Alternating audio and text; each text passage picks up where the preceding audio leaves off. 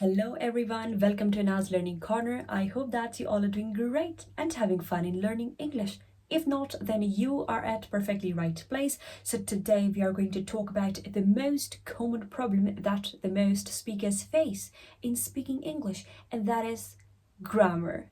If you're struggling with grammar issues and you're stuttering a lot because you're thinking, oh, I have to use is or are, I have to use am or was, I have to use will or shall. So no worries at all. Today I'm going to discuss with you amazing framework that will help you to tackle all of your grammatical issues and speak English with ultimate fluency. Are you ready to get to know? Let's get into it without wasting any time. But before that, go and subscribe to my channel if you want more beautiful videos. So first of all, let me tell you about the Pareto principle, what this principle is. In this one, we have 80-20 rule. What you need to do is you have to do 20% of the activities that will bring you 80% of the results. So in this one, I'm going to tell you about 20% of the activities that by doing these fewer activities, you can make your English conversation the lavish one. The first one is identify your crutch words. What are your crutch words? It simply means, first of all, you need to video record yourself. Select a random topic and start talking on that topic for 1 to 2 minutes. And after that, you need to watch your video by yourself. Just take a notebook, and then on that notebook, you just need to write down while watching your video the mistakes that you have done in the video, the grammatical mistakes, the filler words, or any stutter that you feel. You need to write it down on your notebook. So in this one, you identify your flaws. For instance, you recorded yourself, and now the mistakes that you highlighted, you use is instead of was. So when you're talking about the past, you have to use was or were and the second or the third form. And when you're talking about the present, you have to use the first form. When you will talk about the future, you have to use will and first form. In short, after recording your video, you have to analyze your video by your own, and you have to make a list of flaws that you have done, where you stutter, where you have taken some pauses that were not required over there, and you have to note down the grammatical errors too and the filler words too. Then record yourself for the second time, and when the second time you will record yourself, make sure that you avoid at least 3 to 4 mistakes next time when you will record. For instance, you have written the mistakes that you use the past tense rather than using the present when you were talking about the present moment stuff. So you need to pick up any 3 or 4 mistakes and try to avoid those 3 to 4 mistakes that you have done previously when you will record yourself second time. And you have to repeat this recording process 3 times. Select a random topic and step 1 recording, step 2 recording, step 3 recording, and then compare your step 3 recording and step 1 recording, and you will analyze that.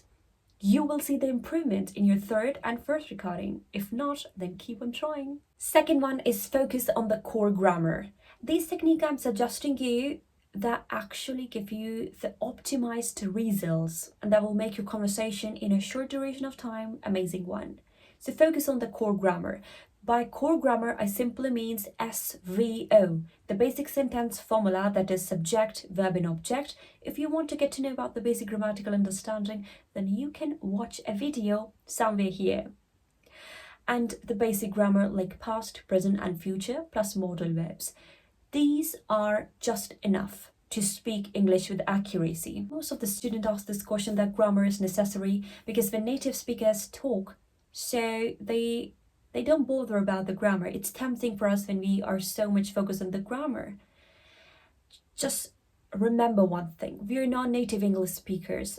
We are learning this language because we want to communicate with the community. So it's important for us. What if I'll say that I was teaching you? Oh, I am teaching you. Right? So this was and this basic grammar understanding matters because we're not native speakers. So it's important for us to organize our sentence in a composed way. So compose your grammar, the core grammar, past, present, and future only. modal verbs, and sentence structure. That's all. Everything regarding the basic English grammar is uploaded on our channel. If you want, you can go and check our playlist, Anna's Learning Corner. Practice with sentence frameworks. Use these templates like what I mean is, I think, I mean it, my take on this, in my opinion, my stance on this, in my context, in my point of view. So when you will start your conversation like this, so you will have a template, then you can modify it. Like mostly when my student want to ask something when it comes to requesting, so I just give them this graph that start like this. Would you mind telling me about the dash, please? Then you can fit in anything. That's a template. Would you mind telling me about the lecture? Would you mind telling me about the course outline? Would you mind telling me about the new project?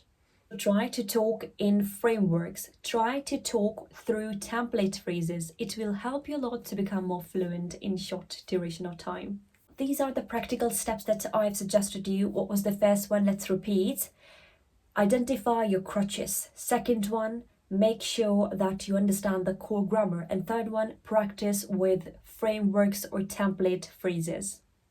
Now, one short tip that I really want to give you all is if you stutter a lot, so try to talk slowly, because when you talk slowly, so your mind is getting the time to understand, absorb, monitor, and produce much more good sentences to say. So try to talk slowly. Slow talk will give you more clarity and will help other person to identify that what you want to say rather than rushing out and talking in a very fast and furious manner. So I hope that you have learned something from this video. Then don't forget to share this video with other English learners, subscribe to my channel and give this video a thumbs up. See you in the next video. Bye bye.